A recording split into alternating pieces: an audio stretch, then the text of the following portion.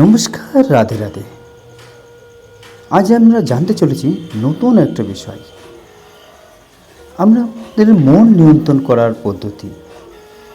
তবে বন্ধুরা, এই ভিডিওটি সম্পূর্ণ মনোযোগ দিয়ে শ্রবণ করবে।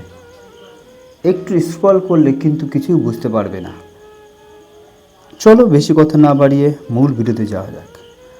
এই মন নিয়ন্ত্রণ, আচ্ছা এই মন নিয়ন্ত্রণটা কী? ভগবান শ্রীকৃষ্ণের উপদেশ অনুযায়ী পথ মন নিয়ন্ত্রণই এই একটি বিষয় মানব জীবনে সবচেয়ে বড় চ্যালেঞ্জ। মন কখনো স্থির থাকে না, কখনো আনন্দে ভাসে, আবার কখনো দুঃখ, ভয় ও রাগের অস্তিত্ব হয়ে ওঠে। এই অস্তিত্বের অস্থির মনকে কিভাবে নিয়ন্ত্রণ করা যায়, এই প্রশ্নের গভীর উত্তর দিয়েছেন ভগবান শ্রীকৃষ্ণ। বিশেষ করে ভগবদ গীতায় বলেছেন যেখানে তিনি অর্জুনকে জীবনের কঠিন মুহূর্তে এই জ্ঞান দিয়েছিলেন। এই শিক্ষাগুলো শুধু ভালোবাসার ক্ষেত্রে জন্য নয়, আমাদের প্রতিদিনের জীবনের অন্য প্রযোজ্য। চলো সহজভাবে বুঝি এই শ্রীকৃষ্ণ কীভাবে মন নিয়ন্ত্রণের পথ দেখিয়েছেন। সেটি কি আমরা মনোযোগ দিয়ে শ্রবণ করব।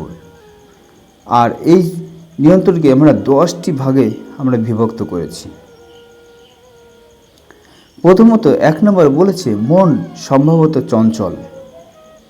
এটাকে মেনে নেওয়া।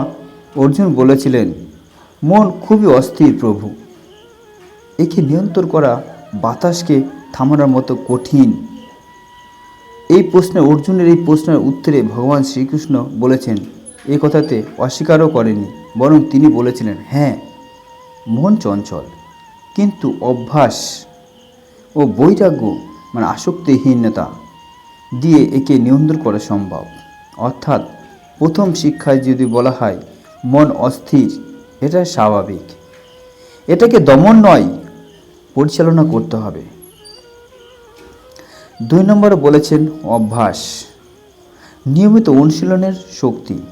শ্রীকৃষ্ণ বলেন, অভ্যাসের মাধ্যমে মনকে বারবার সঠিক পথে ফেরাতে হবে। যখন মন অন্যদিকে চলে যায়, তাকে জোর করে দমন না করে ধীরে ধীরে আবার ফিরিয়ে আনতে হবে। যেমন তুমি পড়াশোনা করতে বসেছ, কিন্তু মন মোবাইলের দিকে যাচ্ছে, তখন নিজেকে দোষ না দিয়ে আবার কাজে মন দাও।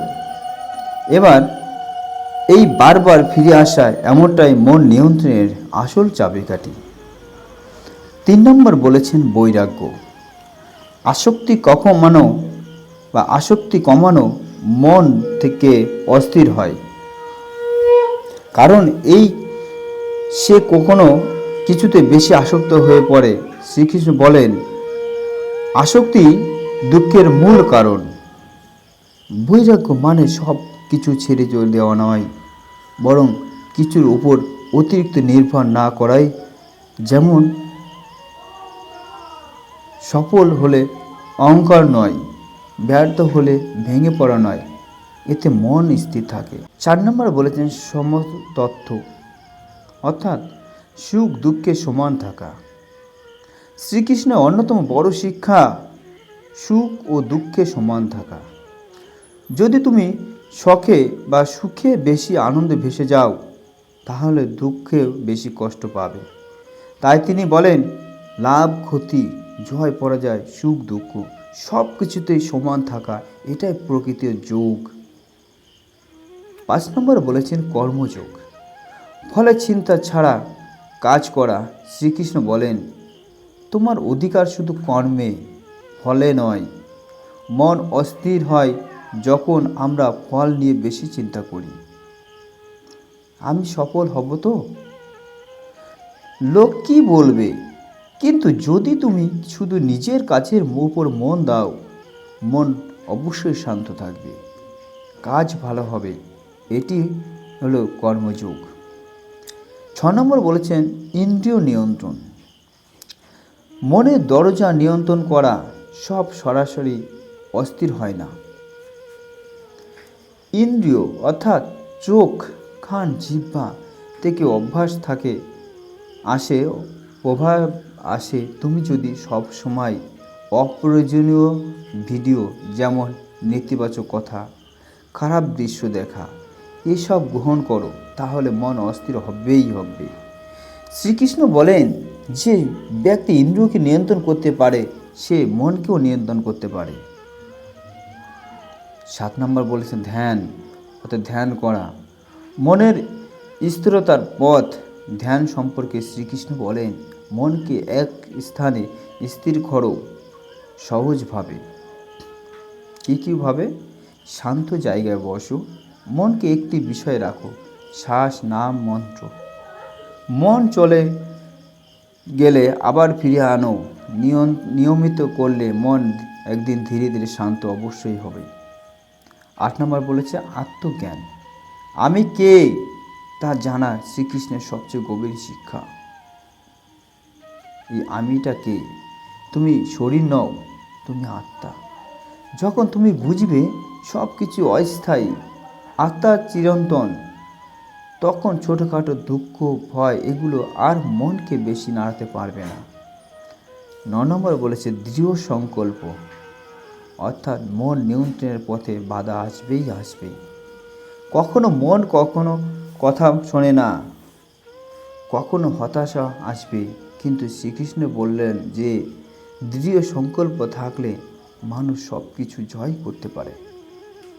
10 নম্বরে অর্থাৎ শেষ নম্বর বলেছেন যে ঈশ্বরের প্রতি ভক্তি। শেষে শ্রীকৃষ্ণ বলেন, আমার উপর মন দাও, আমার উপর বিশ্বাস রাখো। ভক্তি মানেই নিজেকে বড় না ভাবা, এক উচ্চ শক্তির উপর নির্ভর করা। এতে মন হালকা হয়, অহংকার কমে, শান্তি আসে।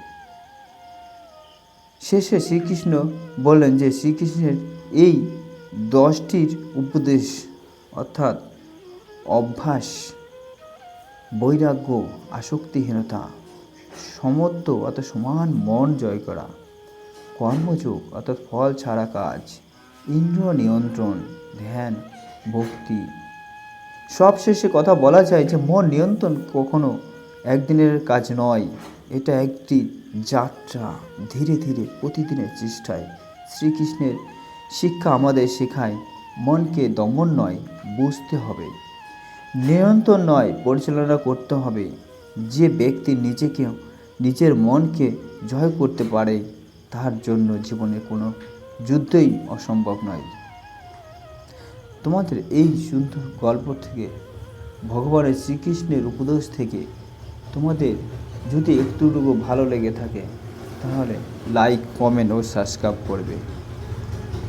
আর শেষে বলবে রাধে রাধে।